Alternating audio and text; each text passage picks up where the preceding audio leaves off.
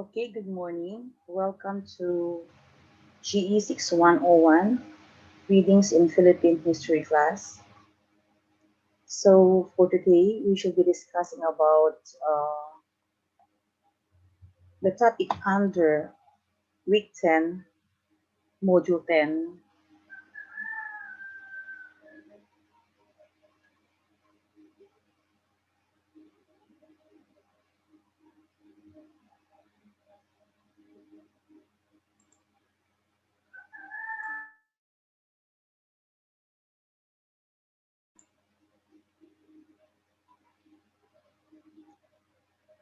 Okay, so hopefully you were able to read Module 9, which is all about Cavite Mutiny.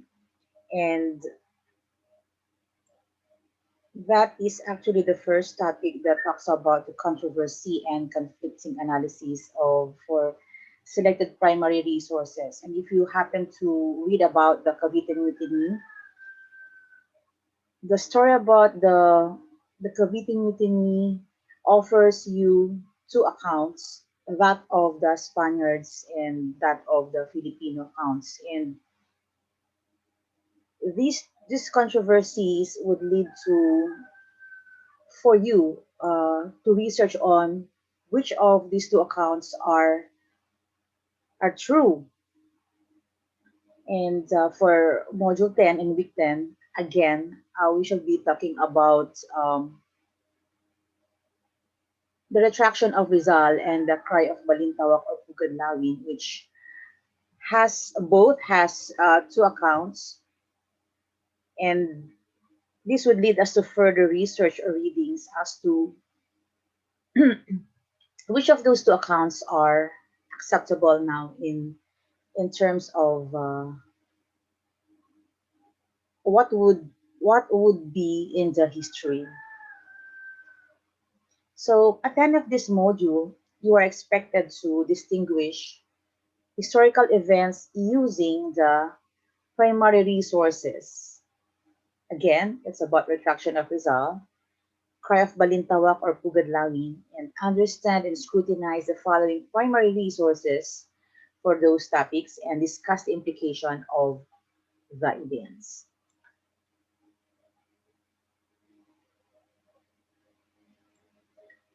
Well, of course, we all know that Jose Rizal is our national hero, and that he was famous on his writings, and he expresses his thoughts and ideas through writing. And as we've said, he is a well-known hero of the revolution for his writing that center on ending colonialism and that liberating us Filipinos to contribute and create the Filipino nation mindset. So we all know that the great volume of Rizal's life work was committed to up to this end, and particularly the influential ones are what Nolimi Tangere and Al Filibusterismo. Okay, and if you will be reading some of his works, it would always be talking about criticizing the Catholic the Catholic religion, but in the end, basically, he is not basically criticizing the Catholic religion, but the friars who were the main agents of, he thought then, the inequality of the Philippine society. And that leads to the controversy of the retraction of Rizal prior to his death in 1896. And there were questions as if it was really Jose Rizal who wrote that retraction.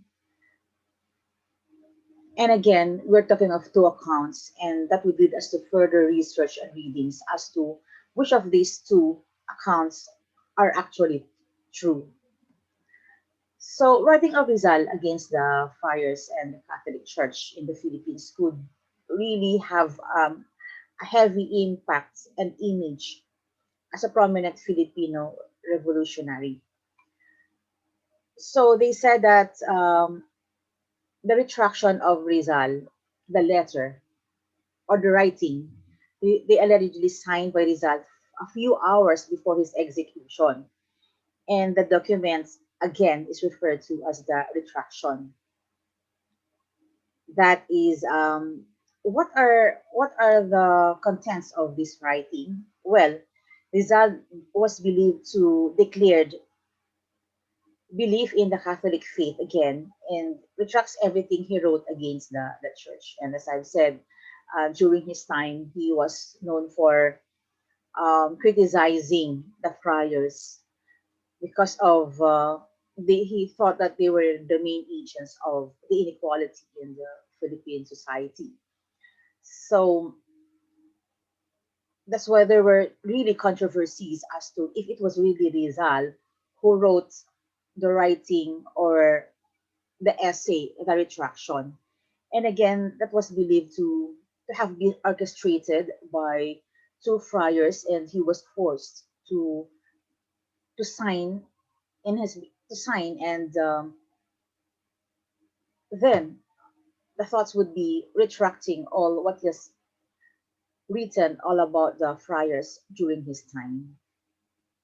And if you happen to really read on the module, then you would be able to read part of his retraction, and the primary source for from Rizal's retraction translated from the document was found by a certain father Manuel Garcia in May 18, 1935. So imagine decades after it was thought to have written by Rizal. And you may be able to read, and then he again is declaring that he was a Catholic, and which was born, educated, and wished to live and die as a Catholic. No, and this as you can see in the slides, this is basically a portion of the essay or the essay of the retraction writing. But basically, it was believed to have four iterations of the text of the retraction. No, the first was thought to have published in La Voz Española and Diario de Manila on the day of execution on December 30, 1896. The second iteration was a second text appeared in Barcelona, Spain, in the magazine La Juventud. The third iteration was a few months after the execution, which happens to be the Valentine's Day, on February 14, 1897, said to be from the anonymous writer but later on revealed to be Father Vicente Balaguer. And the fourth was the original text that was only found in the Archdiocesan archives on May 18 in 1935. Okay, but today we shall be talking about the two accounts, that of uh, that of Father Vicente Balaguer, and his testimony was short and believed to have that there was no witness, and it was only Balaguer or Father Balaguer who probably made his testimony. And he said that according to Balaguer, Rizal woke up several times prior to the execution on December 30, 1996.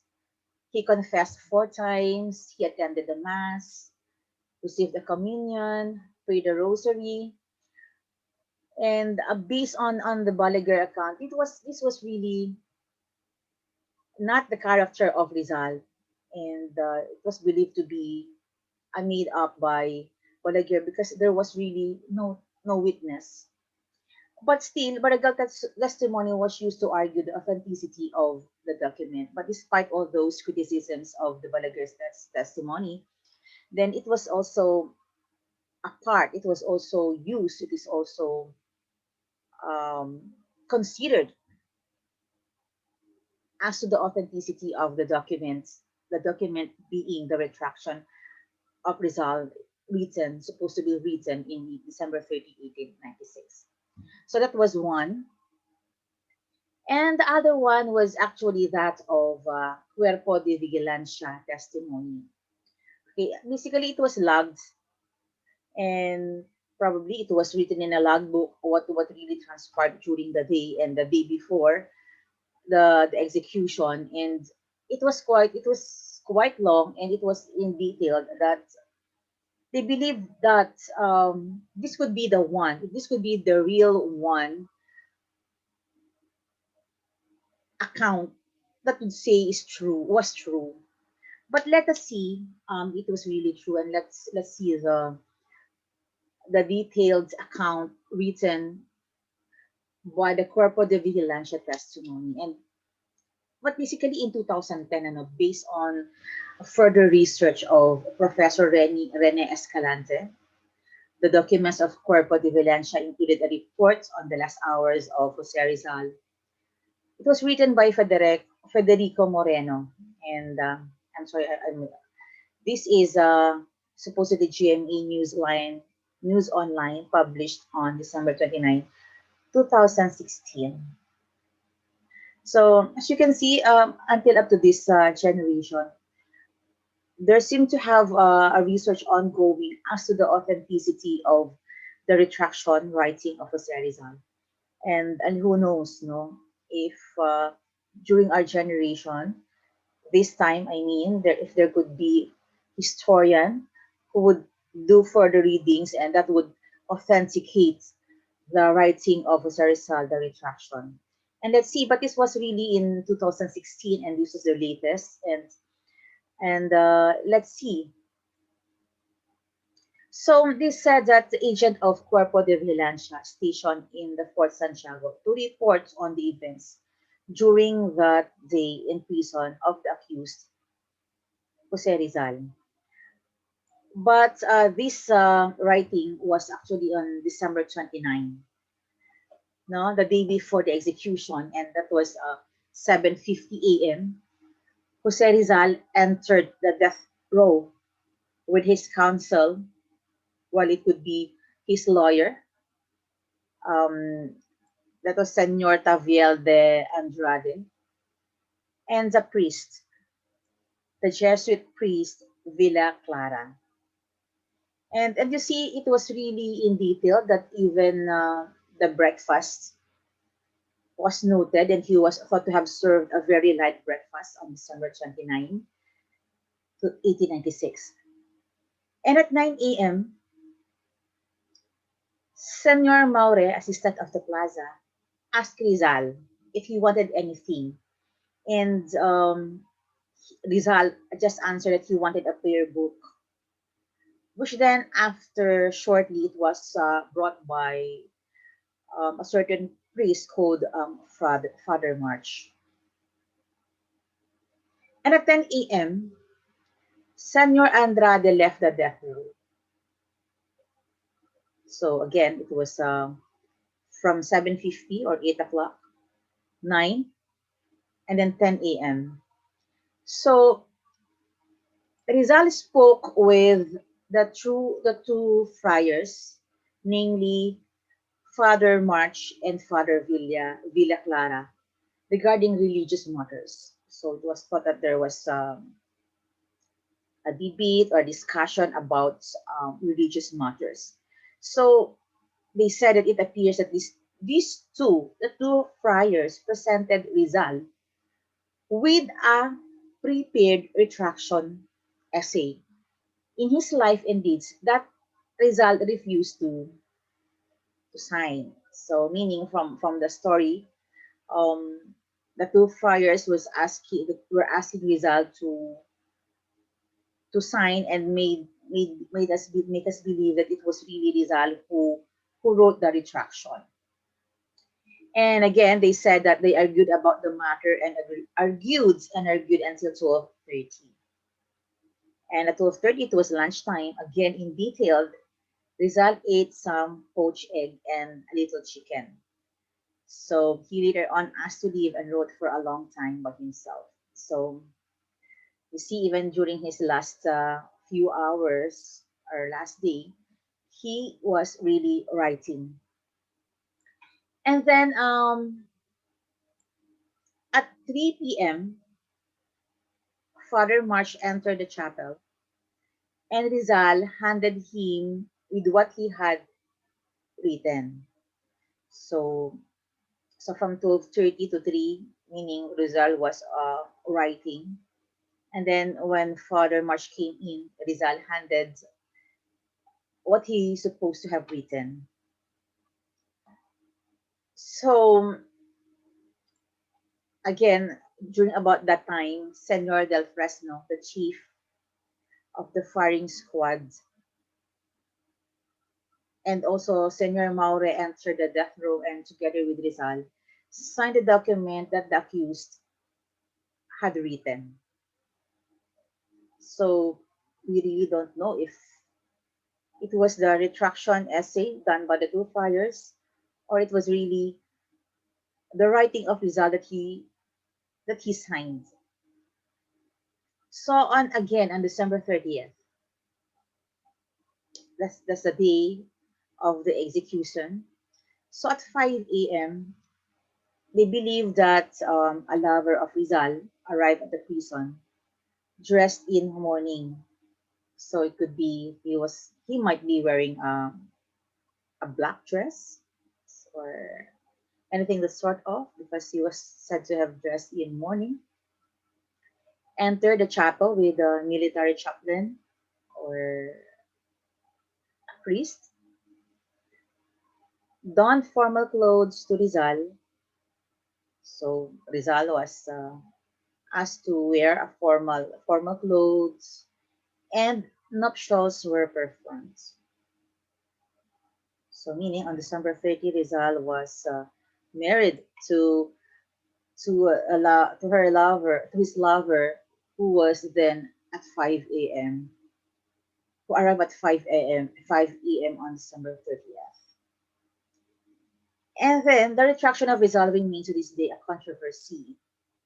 Many scholars agree that the document does not tarnish the heroism of Rizal in his evolution, which eventually resulted in independence in 1892. Okay, so of course, execution was not written here and was not discussed here because it was only the retraction of Rizal that is the issue on this module. So, meaning again, if there would really be further research on this, and if historians would be able to come up with supporting documents, then I think later on that would make it clearer that who really wrote the retraction of Rizal. But again, they thought that scholars agree that even Rizal wrote, even if there was really a debate or argument as to if he wrote it or not. Well, they say that this does not tarnish the heroism of Rizal, of his contribution, which resulted in the independence in 1892. Okay, so I think your assignment would lead on to get some, you would be getting some materials as to the controversy of the retraction of Rizal. Then let's have this second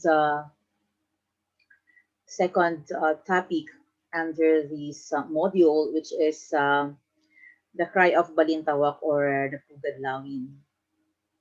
Okay, so just like the retraction of Rizal, they believe to have two accounts, and that's the controversy as to if it was really Rizal who wrote it. But in the case of the cry of rebellion, again, there was a controversy as to where would that really happen and where and when.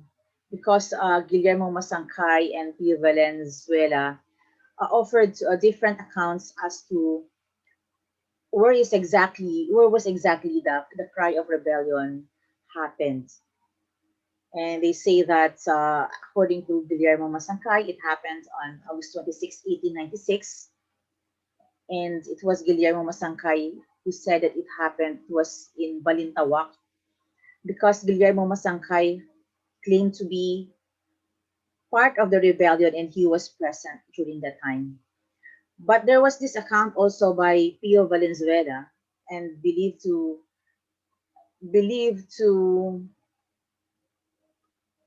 have had happened in August 23, 1896, and he claimed that it was in Pugadlawi. By the way, Pio Valenzuela was a friend of Andres Bonifacio, and during his storytelling, he would always say that he was with several rebels during that time. And let's see, I will be letting you view this small video clip that talks about the claims of Guillermo Masangkay and Pio Valenzuela. And let's see if it is really worth saying cry of Balintawak or the cry of Pugadlawi. Maaari sa tingin ng iba ay isang simpleng toskwik lamang ang naganap kung saan nga bang lugar nangyari ang unang sigaw ng mga Katipunero. Ito ba ay sa Balintawak o sa Pugadlawin? Taong 1896, ika-23 ng Agosto, sinasabing nagsimula ang Philippine Revolution sa pangunguna ni Andres Bonifacio nang mabuking ang lihim ng mga Katipunero. Kaya naghudyat na sila ng isang himagsikan laban sa mga Kastila. Ang tanong, saan lugar ito naganap? Ayon sa National Historical Commission, ipinahayag ni Teodoro Agoncillo na nagsagawa ng pangkalatang puno ng si Bonifacio noong August 24, 1896, lista ng San Bartolome Group. Napili ang petsang ito para makaiwan sa mga security checkpoints na nadala ang kanilang mga armas. Agosto 19, 1896, si Bonifacio at kasama ay naiwan sa Balintawak. Nilisan nila ito noong Agosto 21 at noong hapon ng August 22, nagpunta sila ng Pugadlawi.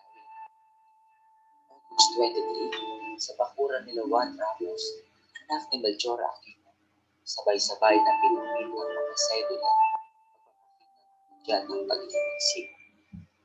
Kinumpinsi ni Teodoro Agoncillo ang National Historical Commission. Ilipat ang petsa ng August 26 sa August 23 at ilipat ang lugar mula Balintawak sa Pugadlawi. Ayon naman kay Dr. Pio Valenzuela, kilala na malapit na kaibigan. Sabi niya na ang unang sigaw ay nangyari sa Balintawak noong August 26, 1896.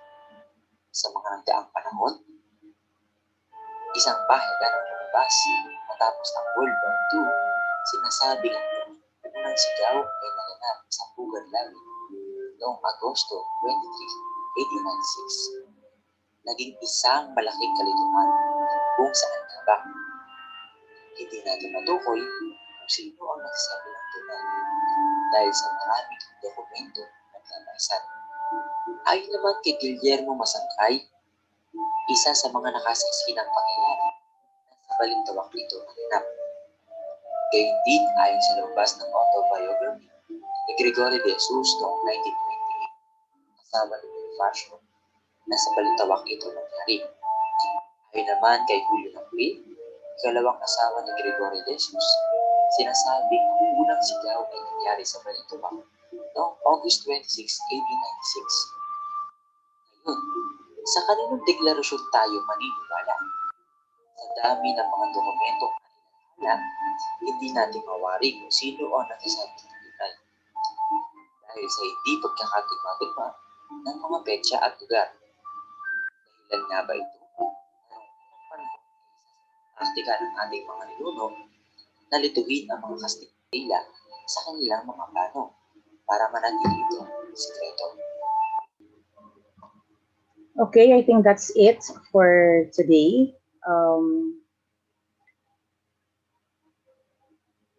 That sums up the topic for the midterm period, and I hope everyone would be able to read every topic and module